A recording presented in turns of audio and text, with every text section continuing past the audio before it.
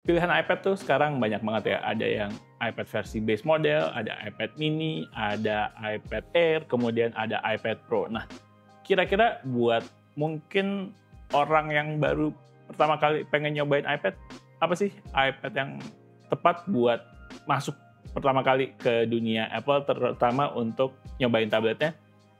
Gue saranin coba pakai ini dulu. Ini adalah iPad 10th generation atau kita nyebutnya iPad 10. Kira-kira gimana nih make iPad 10 ini buat di tahun 2025 ini? Apakah masih worth it? Yuk kita bahas. Tapi sebelum lanjut, jangan lupa subscribe dulu ke channel The Grid. Karena di channel ini kita bakal banyak ngomongin tentang gadget, desain, dan teknologi dalam kehidupan sehari-hari. Dan juga kita bakal upload video baru setiap minggu. Oke, lanjut kita bahas.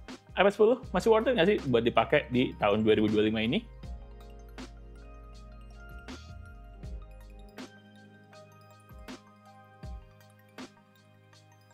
Oke, pertama yang mau gue bahas dari iPad 10th generation atau iPad 10 ini adalah desainnya.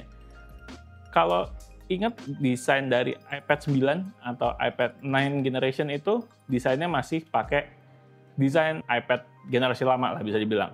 Dengan bezel yang tebal di atas bawah dan masih ada tombol Touch ID-nya. Nah, iPad 10 ini udah pakai desain iPad yang modern. Dengan desain iPad yang udah cukup baru lah gitu. Dengan frame yang sama tebalnya, kiri, kanan, atas, bawah, semua sama tebal, dan udah nggak ada tombol buat Touch ID. Nah, sekarang Touch ID-nya ada di sini nih, di tombol power. Kemudian, parts yang cukup penting adalah upgrade ke USB-C. Dulu iPad 9 itu belum pakai USB-C, sementara untuk di iPad 10 ini udah pakai USB-C. Itu salah satu upgrade yang cukup penting buat iPad menurut gua, karena dengan adanya USB-C itu sangat memudahkan untuk penggunaan aksesoris-aksesoris, bisa langsung colok flash disk atau hard disk, kemudian colok aksesoris lainnya itu gampang banget untuk di iPad 10 ini. Udah sama kayak iPad seri-seri lain, iPad seri Air, iPad mini, iPad Pro yang terbaru, semua udah pakai USB-C. Dan di iPad 10 ini, dia juga udah pakai USB-C. Yang kedua, yang menurut gue secara desain cukup menarik itu adalah kamera depannya. Kenapa? Biasanya kamera depan iPad itu ada di sisi atas ketika dipegang vertikal kayak gini ya. Dia biasanya kamera-kamera iPad, terutama yang seri-seri udah upgrade desain, masuk ke kayak gini. Desain kayak gini tuh mulai dipakai di iPad Pro 2018. Kemudian udah diadaptasi ke iPad Air, iPad mini, dan lain-lain. Nah, untuk di iPad 10 ini, kameranya udah ada di sini. Kameranya itu udah ada di posisi horizontal. Nah, ini kenapa menurut gue cukup oke. Yang pertama adalah berarti ini udah ready banget untuk dipakai buat video call, karena orang umumnya ketika misalkan pakai software kayak Zoom atau pakai Teams dan lain-lain itu modenya tuh kebanyakan horizontal, dipasangin keyboard dan lain-lain. Nah, ini memudahkan, nggak perlu nggak perlu menyesuaikan lagi biasanya, karena kalau misalkan kamera depan iPad yang masih di sisi atas itu kadang suka agak miring, nggak pas lah posisinya. Sementara kalau udah ada di sini, ketika dipakai itu udah centering pas banget ada di tengah. Lanjut ke performance. Untuk performance-nya sendiri, iPad 10 ini atau iPad 10th generation ini menggunakan chipset Apple A14 atau A14. Itu adalah chipset yang sama yang dipakai di iPhone 12. Untuk penggunaan, menurut gue untuk daily use udah cukup oke. Entertainment, nonton-nonton, untuk sosial media, untuk kerja dikit-dikit tuh menurut gue masih bisa banget buat dipakai. Tapi kalau emang lo make ini buat mungkin kerja yang berat, editing video, atau untuk desain dan lain-lain, mungkin udah agak ketinggalan secara chipset ya, terutama di sisi storage. Karena storage-nya itu base model, pilihan paling rendah ada di 64 GB. Dan atasnya itu langsung ke 256 GB. Nggak ada pilihan storage 128 GB. Sementara iPad terbaru, iPad generasi ke-11 itu udah start from 128 GB.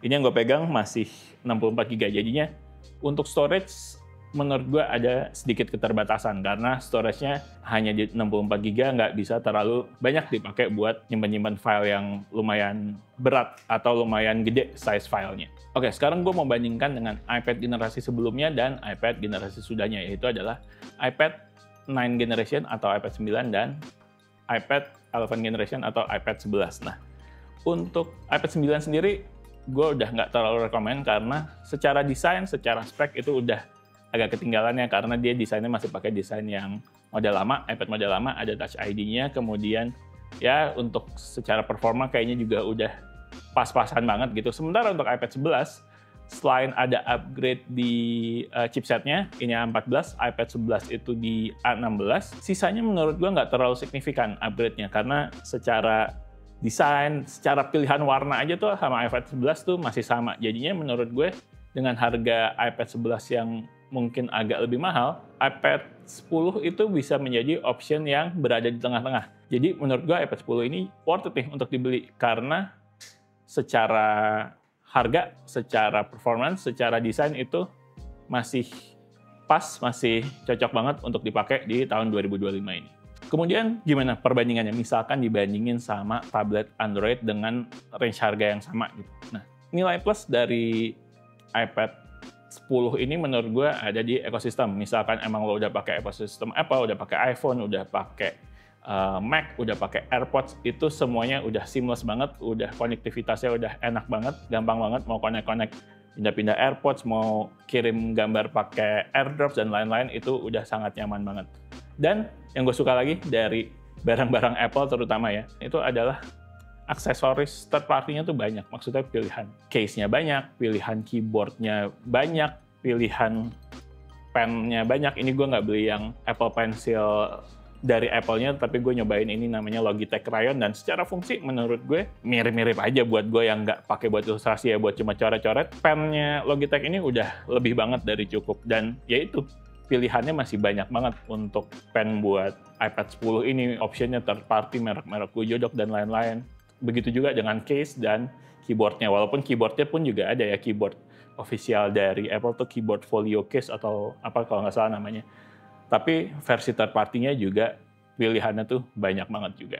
So, kesimpulannya, menurut gue kalau lo baru mau coba masuk ke atau nyobain iPad dan budget lo mungkin nggak terlalu besar lah bisa dibilang, iPad 10 ini bisa jadi pilihan yang bagus. Harganya udah di range 4 jutaan, 4 juta, 4,5 ya, second-nya itu bisa lo cari-cari mungkin di marketplace. Kemudian secara desain juga udah cakep banget juga, udah pakai desain kayak iPad modern gitu, udah nggak ada home button, udah nggak ada Touch ID-nya, kemudian udah pakai USB-C, lalu performance-nya menurut gue masih cukup untuk kerja-kerja ringan, untuk entertainment, asal nggak dipakai buat editing video berat dan 3D gitu misalnya. Ini udah bisa jadi alat yang memudahkan hidup lo ketika menggunakan ekosistem Apple gitu ya, jadinya seamless aja penggunaannya, bisa dipakai buat macam-macam juga, buat entertainment dan lain-lain juga masih sangat menyenangkan gitu. Kemudian dibandingkan sama iPad 11 gimana? Kalau misalkan lo butuh performance yang lebih cepat, menurut gue daripada iPad 11 mungkin lo bisa coba ke iPad Air sekalian, karena secara function, secara performa, secara fungsi mungkin kalau butuh chipnya butuh Apple Silicon M1, M2, M3 itu iPad Air atau bahkan ke iPad Pro sekalian. Tapi kalau buat yang ya pakai iPad ini buat entertainment aja, buat main game kecil-kecil, dan buat kerja-kerja ringan, iPad generasi ke-10 ini masih bisa jadi pilihan iPad yang baik buat di tahun 2025 ini. Oke, sekian video dari The Grid. Like videonya kalau memang suka, subscribe ke channel The Grid, dan follow Instagram kita juga di thegridco.id. Oke, Grid sign out. Bye.